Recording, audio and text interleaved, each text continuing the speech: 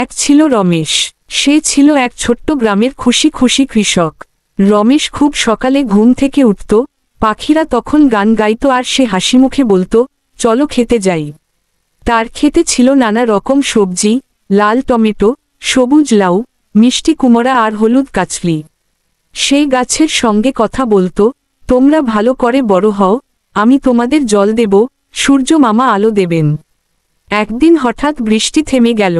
মাটি হয়ে গেল শুকনো, গাছগুলো মন খারাপ করে দাঁড়িয়ে থাকল। রমেশ ভাবল, আমি কি করব? তারপর সে নিজে হাতে খুঁড়ল এক ছোট্ট কুয়া। সে কুয়ো থেকে জল তুলে গাছগুলোকে দিল। গাছেরা আনন্দে লাফিয়ে উঠল। আবার টমেটো বড় হলো, কুমড়া হাসল, আর লাউ দোল খেতে লাগল। রমেশও খুশি, কারণ তার ভালোবাসা ও পরিশ্রমে সবাই আবার খুশি হল। তখন থেকে গ্রামের সবাই বলতো, রমেশ আমাদের ছোট্ট হিরো।